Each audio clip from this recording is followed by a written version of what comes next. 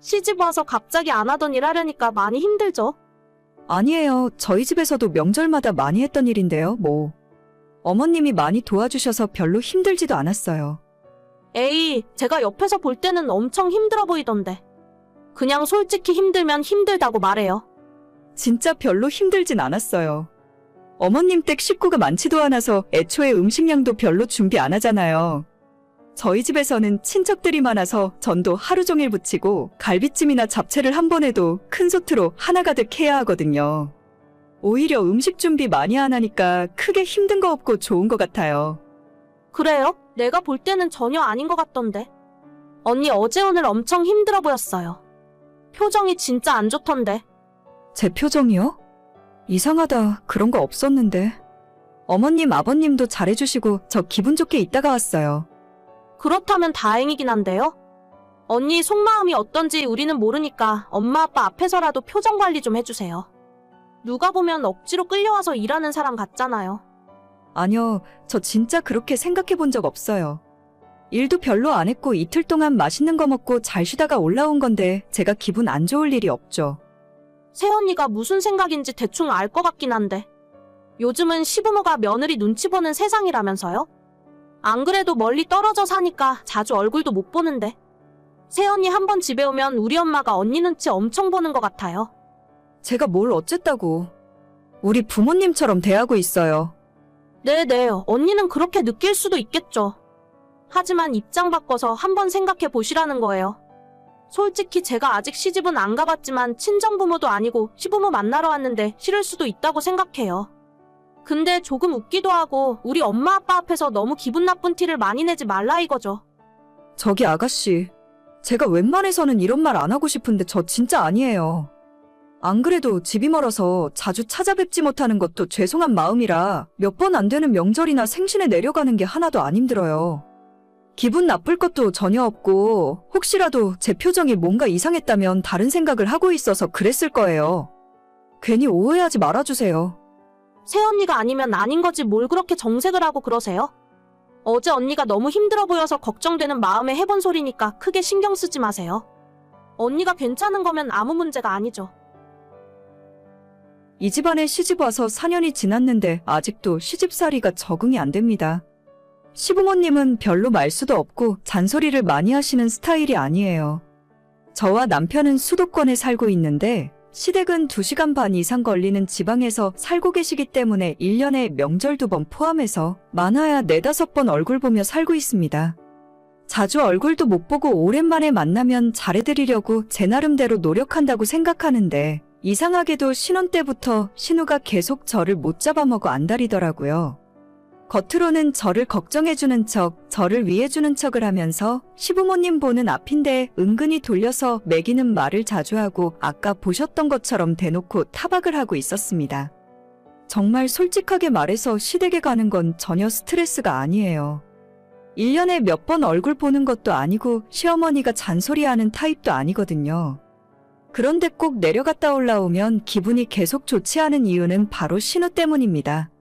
빈정대며 돌려까지 말고 차라리 저보고 마음에 안 든다 대놓고 이야기라도 하면 저도 똑같이 맞받아치기라도 해볼 것 같아요. 하지만 자기는 할 말 못할 말 다 해놓고 제가 조금만 뭐라고 하면 그런 의미가 아니라 저를 걱정해서 하는 소리였다고 꽁지를 빼버립니다. 자기는 할 말 다 해놓고 별거 아니었다는 식으로 도망쳐버리니 너무 약오르고 화가 났습니다. 얘기 들었어? 내 동생이 지난 주말에 결혼할 남자라면서 집에 데려왔대. 진짜? 아가씨 드디어 시집 가는 거야? 그래, 빨리 결혼해야지. 결혼을 해봐야 아가씨도 내 마음을 이해할 거야. 근데 상대방은 뭐 하는 사람이래? 나도 엄마한테 방금 들어서 정확하게는 잘 모르겠는데 대대로 소갈비집 한다는 것 같아. 집안에 돈도 좀 있다 하더라고. 와, 아가씨 대박이네. 평생 결혼 안 하고 어머님이랑 같이 살 줄 알았는데. 그래도 밖에서 남자는 만나고 다니는구나? 그러게 말이야. 결혼하면 아마 회사 그만둔다고 하는 것 같더라. 남자 쪽에서 며느리 직장 다니는 거 싫어한대. 회사 다니기 싫다고 맨날 그러더니 남자 잘 골랐다. 그럼 아가씨는 집에서 살림만 하고 사는 거야? 아마 그러지 않을까? 두 사람 다 나이가 적지 않아서. 결혼하면 빨리 아이 갖고 집에서 살림만 할 것 같은데? 돈은 남자 쪽에서 많이 버니까 굳이 며느리까지 맞벌이 시킬 필요 없나 봐. 그래? 잘 됐네. 딱 아가씨가 원하던 이상형을 만났구나. 그래서 빨리 결혼하려고 하는 것 같아. 아직 상견례도 안 해서 정확한 이야기가 오고 간 건 아니지만 남자 쪽에서 집도 해오고 혼수까지 싹 다 할 테니까 내 동생은 몸만 오면 된다고 했나 봐. 진짜 남자 집안에서 돈이 많은가 보네. 부럽다 정말. 부러울 게 뭐가 있냐? 우리도 우리 나름대로 행복하게 살면 그만이지. 그 말도 맞지. 근데 돈 걱정 안 하고 살 수 있는 건 조금 부럽긴 하다. 알겠어. 이따 퇴근하면 집에 가서 다시 이야기해. 신우가 결혼한다는 이야기를 듣고 하늘은 불공평하구나 생각했어요. 그렇게나 저를 괴롭히고 못 살게 굴더니 자기는 부잣집에 시집가서 일도 안 하고 놀고 먹겠구나 싶어 배가 아팠습니다. 번갯불에 콩 구워 먹는 것처럼 금방 상견례까지 마치고 결혼식 날짜를 잡더니 지난 9월에 시골리고 시집을 가버렸어요. 저를 괴롭히던 신우가 너무 시집을 잘 간 것 같아서 입맛이 쓰게 느껴졌지만 그래도 결혼식에 축의금도 듬뿍하고 신우의 행복을 진심으로 빌어줬어요. 3대째 커다란 소갈비집을 운영하는 건물주 부잣집이라 앞으로 신우 인생 앞길엔 고속도로가 깔린 것 같았습니다. 하지만 신우가 시집가고 석 달도 안 되어 정말 의외의 이야기를 듣게 되었네요. 여보 연말인데 어머님 댁 한번 다녀와야 하는 거 아냐? 저번에 김장할 때도 바빠서 못 내려갔잖아.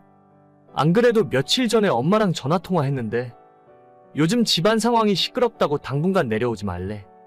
왜? 갑자기 무슨 일인데? 아버님, 어머님 사이가 안 좋으셔? 아니 그게 아니라 동생이 가출해서 엄마 집에 와 있거든. 맨날 울고 불고 사위가 찾아와서 둘이 싸우고 난리도 아닌가 봐. 결혼한 지 얼마나 됐다고 벌써 싸워? 한참 좋을 때 아니야? 몰라, 결혼 전에 했던 이야기랑 달라졌다는데. 일하지 말고 회사 그만두라고 하더니 요즘에 갈비집 불러내서 일 시키나 봐. 하루에 12시간 가게 나와서 일하니까 힘들어서 못하겠대. 아니, 집에서 애 낳고 살림만 하면 된다면서. 가게 물려받고 싶으면 무조건 일을 해야 한다는데 동생한테 선택의 여지도 없나 봐. 어쩐지 결혼할 때 너무 그쪽에서 다 해준다 싶더라. 그럼 아가씨는 이제 앞으로 어쩐대? 어쩌긴 뭘 어째. 평생 갈비집에서 일하던가 싫으면 이혼하던가. 그런데 이미 결혼하고 돈 맛을 봤는데 그걸 어떻게 포기하겠어? 엄마도 그냥 돌아가서 적응하고 살라 하시더라고. 역시 세상에 공짜는 없구나. 매일 밤 엄마 집에 와서 징징대는데 아침 되면 또 일하러 나간대. 하루라도 출근 안 하면 시어머니가 엄청 화를 낸다 하더라고. 제대로 걸렸네. 그래도 나중에 가게 물려받으면 사모님 소리 듣고 살겠지. 그때까지 20년, 30년 열심히 살다 보면 좋은 날 오지 않겠어? 나는 그냥 회사나 열심히 다녀야겠다. 나도. 평생 몸쓰는 일이라곤 안 해본 신우라서 12시간 동안 서서 하는 일이 당연히 쉬울 리 없죠. 가족이라 월급도 안 주고 주방일부터 서빙까지 안 하는 일이 없다 하네요. 부잣집 맏며느리가 어디 쉬운 줄 알았습니까? 그렇게 저한테 시집살이 시키더니 앞으로 시댁 내려갈 때마다 놀리는 재미가 있겠네요.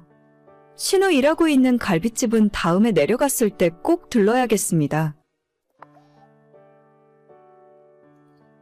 오늘 저녁은 당신 혼자 알아서 먹어. 나는 퇴근길에 엄마네 집 들러서 저녁 먹고 갈게. 또? 오늘 낮에 장 봐서 반찬들 다 만들어놨는데 그냥 집에 와서 같이 저녁 먹자.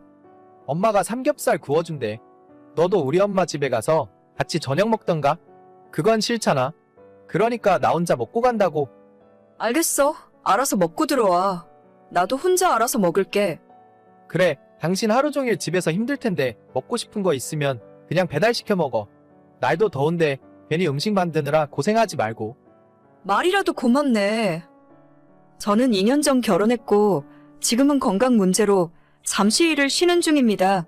완전 백수가 된 건 아니고 3개월 병가를 내어놓고 수술을 받았어요. 다행히 수술은 성공적으로 잘 끝났고 다음 달 초에 회사 복직을 목표로 푹 쉬는 중입니다.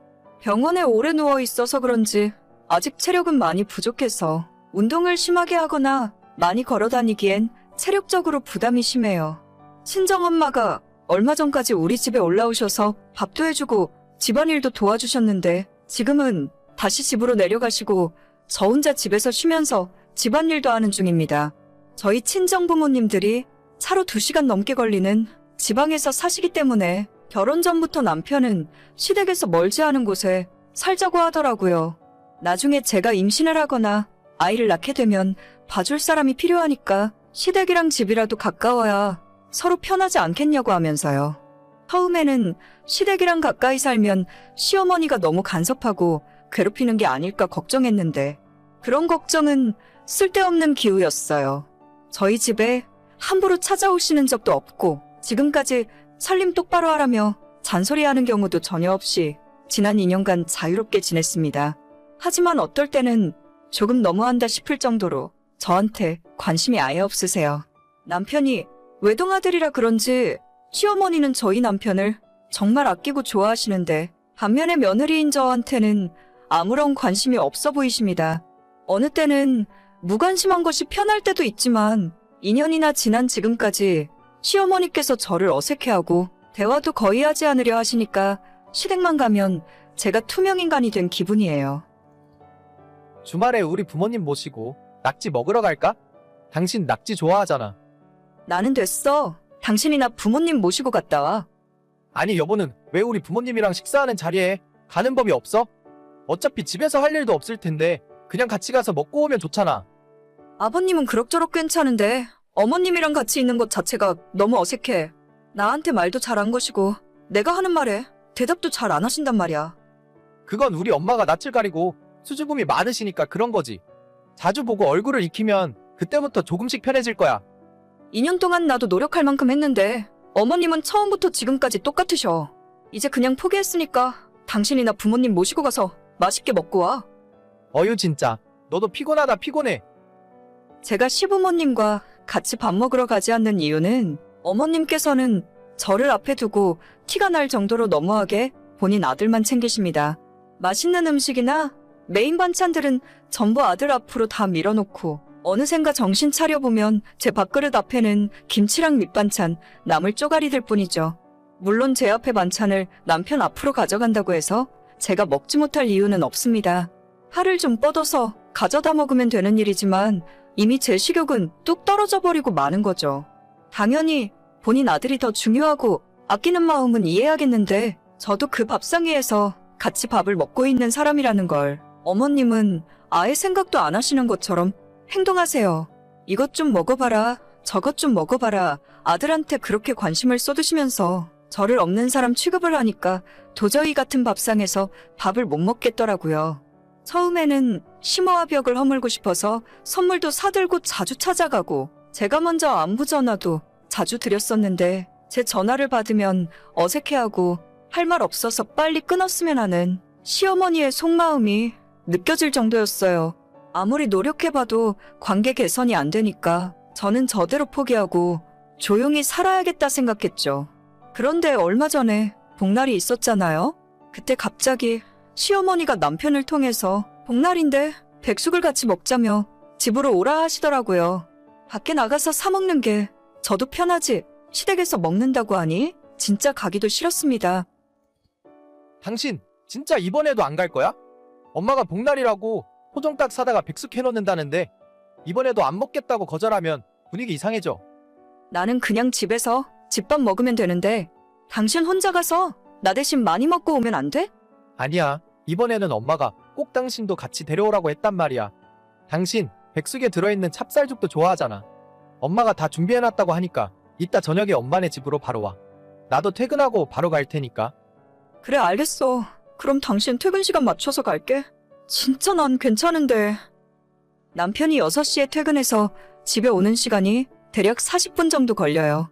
제가 남편도 오기 전에 먼저 시댁에 가 있으면 어색해서 못 견딜 것 같고 차라리 7시쯤 가서 남편이 도착한 이후에 시댁에 들어가려고 했죠. 시댁 가는데 빈손으로 갈 수는 없으니 집 앞 과일 가게에서 한 박스에 3만 원 하는 커다란 복숭아도 사들고 찾아가서 현관문을 열고 들어갔습니다. 이미 남편을 포함해서 시부모까지 한참 식사 중이더라고요. 남편과 아버님만 저를 반겼고 시모는 손에 장갑을 낀 채 밥상 위에서 커다란 닭을 손으로 직접 해체하고 계셨습니다. 주방 선반 위에 복숭아 박스를 올려두고 제자리로 와서 앉았는데 이미 커다란 토종닭은 거의 다 해체가 된 상황이고 다리 2개와 날개 2짝은 남편과 시아버지 밥그릇 위에 하나씩 올라가 있더라고요. 어차피 이 정도 상황은 예상했었고 크게 놀라거나 서운하지도 않았습니다. 백숙 먹을 때 뻑뻑한 살도 나쁘지 않아서 닭가슴살이나 조금 발라서 먹고 나중에 닭죽이나 한 그릇 먹고 집에 가야겠다 생각했었죠. 그런데 시모가 닭가슴살마저 닭죽 끓일 때 찢어서 넣어야 맛있다면서 전부 발라내서 주방으로 가져가 버리더라고요. 아니 이럴 거면 그냥 날 부르지 말고 자기들끼리 먹던가? 닭다리와 날개랑 가슴살까지 다 가져가 버리면 저는 모가지나 뜯으란 건가 싶었어요. 옆에서 커다란 닭다리를 통째로 들고 뜯던 남편이 저한테 왜 안 먹냐고 하는데 뭐가 있어야 먹던지 말던지 할 것 아닙니까? 닭에는 살도 하나도 없어서 그냥 젓가락 내려놓고 있었더니 잠시 후에 시모가 닭죽이라면서 가지고 나와서 한 그릇씩 나눠주더라고요. 제 손바닥만한 닭가슴살이 2쪽이나 있었는데 제 앞에 놓인 죽그릇은 멀건 찹쌀죽뿐이었고 나머지 3사람은 고기 반 죽 반 왕건이 건져 먹느라 다들 정신없이 먹고 있었습니다. 내가 이 집에서 이 정도 취급이구나 싶어 밥이고 뭐고 그냥 그 자리에서 일어나서 제가 사온 복숭아 박스를 들고 그대로 시댁에서 나와버렸죠. 집에 오는데 남편에게서 뒤늦게 연락이 오더라고요. 왜 먹다 말고 일어나? 무슨 일이야? 입이 안 맞아서 그래? 야, 말은 똑바로 해. 먹다만 게 아니라 아예 나는 먹지도 않았어. 내가 이럴 줄 알았다. 처음부터 안 간다고 했지? 그게 무슨 소리야? 엄마가 이 더운 날에 땀 뻘뻘 흘리면서 준비한 건데. 나는 먹은 게 하나도 없어. 내 앞에 고기 한 점 없는 거 못 봤니? 다리도 너가 다 먹고 날개도 너가 먹고 죽도 나는 먹을 건 흰쌀죽이고 이게 엿먹이려고 부르신 거지. 며느리 닭죽 끓여주시려고 부른 거야? 무슨 말을 그렇게 심하게 해? 음식을 하다 보면 그럴 수도 있는 거지. 아, 됐어. 더 이야기하고 싶지도 않으니까. 앞으로는 나보고 당신네 집에 가서 밥 먹자는 소리 하지도 마. 저 그날 집에 와서 혼자 복숭아 깎아먹고 말았습니다. 앞으로 한 번만 더 시댁 인간들이랑 같이 밥 먹자고 하면 남편이고 뭐고 다 엎어버리려고요. 무신경한 것도 정도가 있지. 자기 아내가 이런 취급받고 있는데 혼자서 닭다리가 목구멍으로 넘어가는지 모르겠어요. 시모가 먼저 저를 사람 취급하지 않으시니 저도 더는 며느리 노릇 안 하려고요. 명절이고 뭐고 자기들끼리 알아서 하고 저는 찾지 마세요. 남편이나 시모나 저한테 며느리 노릇하라고 하면 그냥 이혼하고 혼자 살 테니까요. 그게 100번이고 1000번이고 나을 것 같네요. 오늘의 사연은 여기까지입니다. 구독과 좋아요, 알림 설정은 많은 힘이 됩니다. 다들 행복하시고 좋은 하루 되세요.